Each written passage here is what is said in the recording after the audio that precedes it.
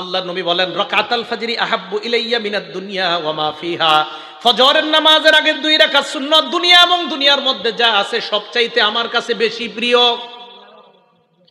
ফজরের নামাজের সুন্নতটা যদি পারেন বাসায় পড়বেন।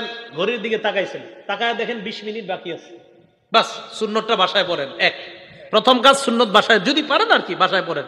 দ্বিতীয় কাজ, ফজরের সুন্নতে প্রথম রাকাতে কুল্লিয়া আইয়ুহাল কাফিরুন পড়বেন, দ্বিতীয় রাকাতে কুল হু আল্লাহ। বলেন প্রথম রাকাতে কোন সূরা? আইয়ুহাল কাফিরুন, দ্বিতীয় রাকাতে কুল হু আল্লাহু আহাদ। নবীজি মসজিদে আসছে, তো এক সাহাবা নামাজ পড়তেছে, আল্লাহু আকবার। তো নামাজে সূরা ফাতিহা পড়ার পর উনি আস্তে আস্তে পড়তেছে কুল্লিয়া আইয়ুহাল কাফিরুন প্রথম রাকাতে। তো নবীজি শুনে ফেলছে আস্তে কানে দিয়া।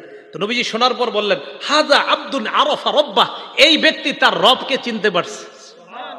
দ্বিতীয় রাকাতে সাহাবা পড়লেন কুল হু আল্লাহু আহাদ, আল্লাহ নবী বললেন হাদা আব্দুন আমানা বিরব্বি, এই ব্যক্তি তার রবের উপর পরিপূর্ণ ঈমান আনছে। এজন্য আজকে থেকে আমলটা মনে রাখবেন, ফজরের সুন্নতে প্রথম রাকাতে কুল্লিয়া আইয়ুহাল কাফিরুন, দ্বিতীয় রাকাতে কুল হু আল্লাহ। আরেকটা সুন্নতে আমলটা করবেন, বলবো মাগরিবের পরের সুন্নতে প্রথম রাকাতে কুল্লিয়া আইয়ুহাল কাফিরুন, দ্বিতীয় রাকাতে কুল হু আল্লাহ যদি পারেন। বাকি ফজরের সুন্নতে প্রথম রাকাতে কুল্লিয়া আইয়ুহাল কাফিরুন, দ্বিতীয় রাকাতে কুল হু আল্লাহ। এটার দ্বারা কি উদ্দেশ্য জানেন? কুল্লিয়া আইয়ুহাল কাফিরুনের মাধ্যমে প্রথম রাকাতে আপনি বুঝাইতেছেন আমি যত শিরিক সব বর্জন করলাম, দ্বিতীয় রাকাতে কুল হু আল্লাহ পড়ার মাধ্যমে বলতেছেন আমি আল্লাহর একত্ববাদ স্বীকার করে আমার দিন শুরু করলাম। আরেকটা আমল যদি পারেন, যদি সম্ভব হয়, এটা ওলামারা পারবে, আপনারা যদি পারেন আর কি, কোরআন শরীফ মুখস্থ সাধারণদের মধ্যে মুখস্থ করার একটা আয়াত মুখস্থ করতে পারবেন না ইনশাআল্লাহ?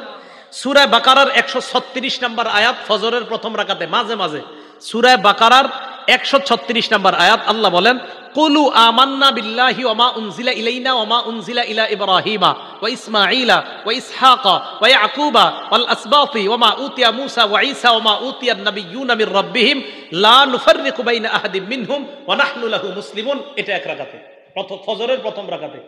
ফজরের নামাজের দ্বিতীয় রাকাতে পড়বেন সূরা আলী ইমরানের 64 নম্বর আয়াত।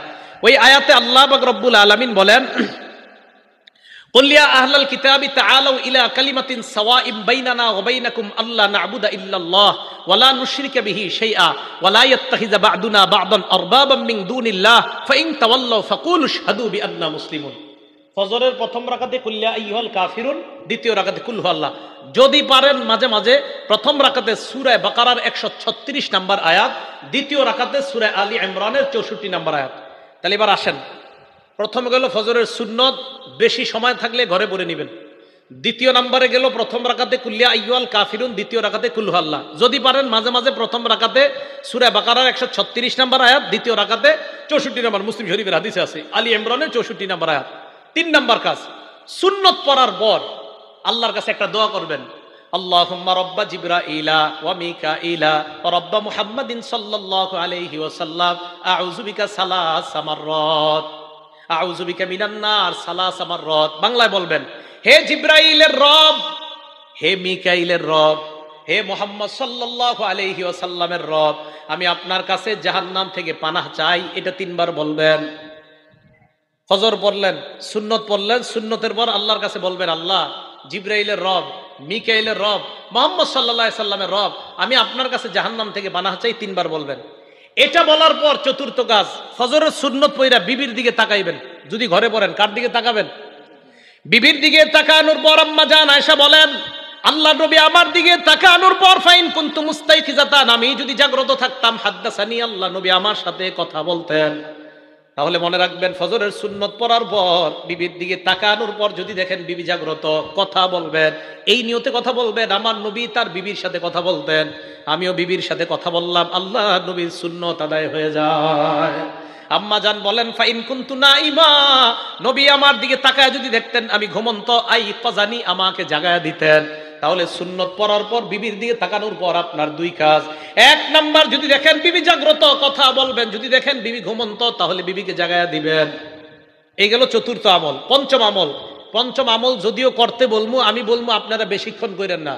আম্মা জান আয়েশা বলেন নবীজি যখন দেখতেন ফজরের অনেক সময় বাকি আছে, আল্লাহ নবী সুন্নত পড়ার পর ইত্তজা আলা শিক্কিহিল আইমান, নবীজি ডান কাত হয়ে একটু শুইতেন।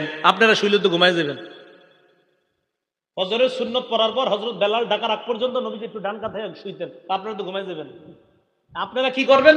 পুরাটা করা দরকার নাই, একটু ডান কাত শুয়ে আবার উঠে যাবেন। কেন? আমার নবীজি করছে তাই করলাম। সুবহানাল্লাহ। নবীজি করছে তাই আমি একটু নবীর সুন্নত পালন করলাম। কি বলেন? ইনশাআল্লাহ করা যায় না? যদি ঘরে করেন আর কি। আল্লাহ তৌফিক দান করেন।